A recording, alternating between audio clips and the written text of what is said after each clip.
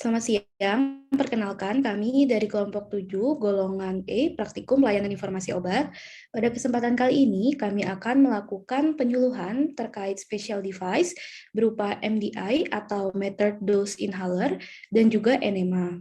Sebelumnya, perkenalkan nama saya Yuven Novella dengan NIM 188114154. Perkenalkan, saya Vincentius Apollo Katupu, NIM 18811414155. Saya Yuliana Winar Ayu Pitaloka, NIM 188114157.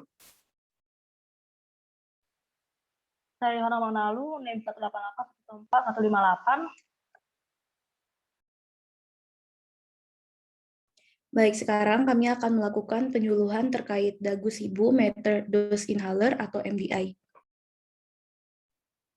Nah, Metered Dose Inhaler atau biasa disebut dengan MDI ini merupakan obat yang digunakan sebagai terapi asma.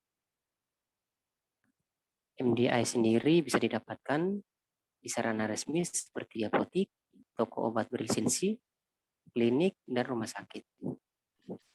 Baik, selanjutnya setelah didapatkan, maka bagaimana cara menggunakan MDI ini? Yang pertama, lepaskan penutup corong. Pada saat ini, tetap berdiri atau duduk tegak untuk mendapatkan dosis penuh dari setiap gerakan. Kemudian, pastikan dosis obat tersedia. Selanjutnya, pegang inhaler dalam posisi tegak seperti yang ditunjukkan pada gambar. Nah, yang perlu diperhatikan adalah pada step ini, untuk orang yang kesulitan menggunakan satu tangan, maka dapat menggunakan bantuan dengan dua tangan. Kemudian, kocok MDI 3-5 kali dalam gerakan naik turun sebelum setiap isapan untuk mencampur isi tabung. Jadi perlu dilakukan pengocokan untuk memastikan isi dari tabung itu tercampur.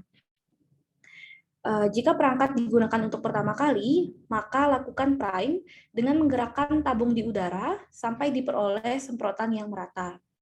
Nah, yang harus diperhatikan pada langkah ini adalah setiap goyangan itu terdiri dari atas ke bawah, kemudian kembali lagi ke atas. Selanjutnya, buang nafas perlahan dan sepenuhnya melalui mulut sebelum menahan nafas. Nah, ini harus diingat bahwa jangan menghembuskan nafas ke dalam corong. Selanjutnya, perangkat harus dipegang pada posisi tegak. Masukkan ke dalam mulut tanpa halangan pada corong dengan kepala sedikit dimiringkan. Nah, harus diperhatikan bahwa jangan sampai menggigit corong. Kemudian, mulailah menghirup perlahan melalui mulut.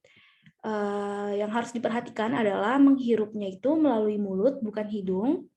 Dan secara bersamaan, aktifkan MDI sekali. Kemudian, lanjutkan inhalasi sekitar 3 hingga 5 detik, sampai paru-paru terasa penuh. Selanjutnya, tahan nafas selama 4 hingga 10 detik. Nah, dianjurkan untuk meninggalkan inhaler di dalam mulut selagi menahan nafas. Kemudian, lepas inhaler dari mulut dan hembuskan nafas secara perlahan. Jika dibutuhkan dosis selanjutnya, maka harus menunggu 30 detik hingga 1 menit. Kemudian ulangi langkah dari yang pertama hingga yang terakhir tadi. Sekian cara penggunaan MDI, akan dilanjutkan kembali oleh teman saya. Nah, kemudian untuk penyimpanan MDI ini sendiri, itu disimpan di tempat yang kering, sejuk, dari suhu ekstrim seperti terlalu dingin, contohnya dalam kulkas, dan suhu yang terlalu panas seperti terkena sinar matahari. Kemudian MDI ini harus dibawa berpergian karena tentu dibutuhkan pada saat-saat tertentu. Nah, kemudian untuk pembuangan MDI sendiri, jika isi obat sudah habis, yang pertama, langkah harus dilakukan adalah lepas label dari kemasan. Langkah kedua, buang kemasan di tong sampah. Namun jika isi obat masih ada dan tidak dibutuhkan lagi, pertama bisa dikembalikan obat tersebut ke puskesmas, rumah sakit, apotik, klinik, dan lain sebagainya. Kemudian perlu dicatat adalah jangan dibakar dilubangi atau digepengkan kemasan karena bisa menyebabkan ledakan. Baik, sekian dagu sibu untuk MDI, akan dilanjutkan untuk dagu sibu enema.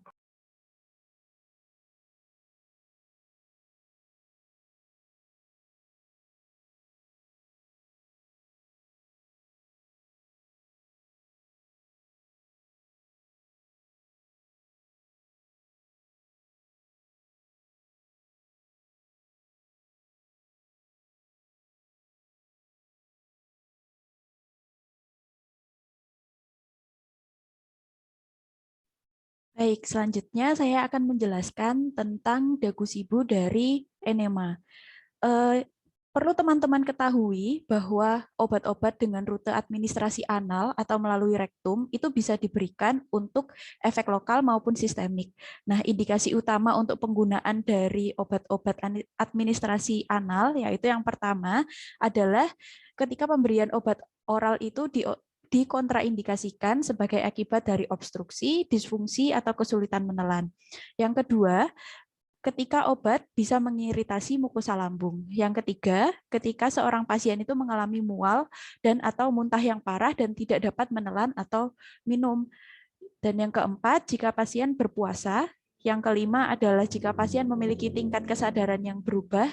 Dan yang ketujuh adalah untuk meringankan dari sembelit. Nah, enema ini sendiri adalah cairan yang diberikan melalui rute dubur, baik untuk membantu pengosongan usus maupun untuk mengadministrasikan obat-obatan tertentu. Nah, paling umum enema ini digunakan untuk meredakan dan mengobati sembelit. Pemberian enema ini harus dilakukan oleh seorang praktisi dengan pengetahuan dan keterampilan yang sesuai. Dan dalam lingkup praktik profesional mereka, biasanya itu yang memberikan adalah perawat. Nah, perawat ini harus menyadari potensi bahaya yang terkait dengan pemberian enema, seperti trauma pada mukosa usus, mukosa anus, dan juga harus bertanggung jawab atas tindakan mereka tersebut. Untuk persiapan atau preparasi ini, semua enema harus diresepkan dan diperiksa sesuai dengan resep sebelum diberikan. Penting agar prosedur ini dijelaskan dan dipahami dengan jelas oleh pasien untuk bisa memastikan bahwa kita mendapat persetujuan dari pasien untuk melakukan prosedur ini. Pemberian obat melalui rute rektal ini bisa memalukan bagi pasien dan adalah penting bahwa perawat menjaga privasi dan martabat setiap saat. Untuk dagu sibu yang pertama, yaitu dapatkan. Dapatkan obat ini di sarana resmi seperti apotek, toko obat berizin, klinik, atau rumah sakit.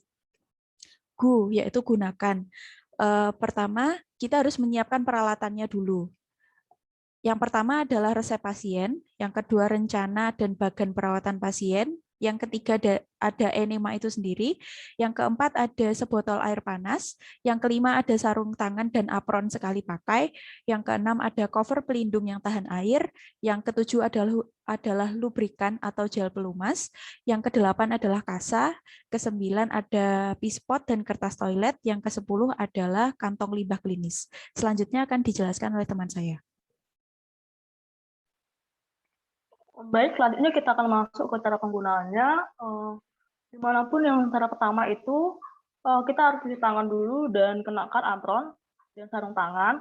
Ini untuk memastikan bahwa kebersihan dan tindakan pengendalian infeksinya dipertahankan. Lalu, yang kedua, disarankan pasien untuk buang air kecil terlebih dahulu. Kandung kemih yang penuh akan menimbulkan rasa yang kurang nyaman selama menjalankan prosedur. Lalu yang ketiga, minta pasien untuk melepaskan pakaian mereka dari pinggang ke bawah atau bantu mereka jika mereka tidak dapat melakukannya sendiri. Lalu yang keempat, tempatkan enema dalam wadah berisi air panas dan hangatkan sesuai suhu tubuh agar tidak merusak mukosa usus. Lalu yang kelima, pasien harus berbaring miring ke kiri dengan lututnya ditekuk dengan lutut atas lebih tinggi dari lutut bawah dan bokongnya di dekat tepi tempat tidur. Seperti yang di gambar ilustrasi tersebut, di sebelah kiri ini dapat kita lihat. Nah, hal ini mendukung mengalirnya aliran cairan enema yang mudah ke dalam rektum, mengikuti anatomi besar. Lalu yang keenam, ganti sarung tangan, lalu lepaskan tutup pelindung enema. Letakkan gel pelumas pada kasa dan lumas nodul enema. Nah, pelumas mengurangi gesekan, membantu penyisipan dan mengurangi trauma mukosa anal. Lalu cara selanjutnya yang ketujuh, pisahkan bokong dan amati daerahnya cranium dan perianal. Periksakan adanya kelainan atau apapun yang dapat mempersulit pemberian, misalnya wasit atau prolap ataupun ruam ataupun sekret dan pendarahan.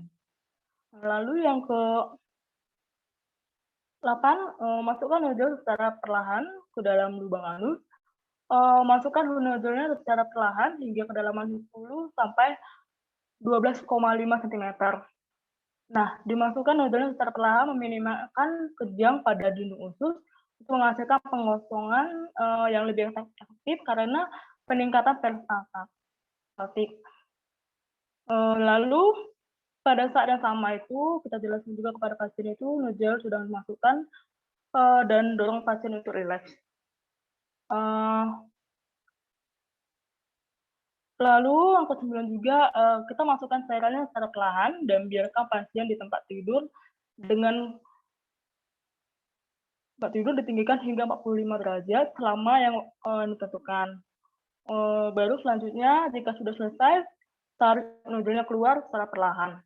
Dan diminta pasiennya itu untuk mencoba mempertahankan enema selama 10 sampai 15 menit sebelum buang air besar untuk meningkatkan efek pengosongan ususnya. Nah, lalu dikeringkan area perineumnya dengan kain kasa untuk mencegah ketidaknyamanan. Dan yang terakhir itu dilepaskan dan membuang semua peralatan sesuai dengan kebijakan setempat di tangan. Lalu di sini juga yang ketiga itu ada simpan, di mana disimpan di tempat yang kering, sejuk, dan terhindar dari paparan sinar matahari dan lembab secara langsung, dan jauhkan dari jangkauan anak-anak. Dan jangan menyimpan atau menggunakan enema ini yang tidak habis dipakai. Lalu untuk buangnya, dihancurkan tubnya itu yang sudah digunakan, lalu buang ke tempat sampah. Kantong enemanya dapat dicuci dan digunakan kembali.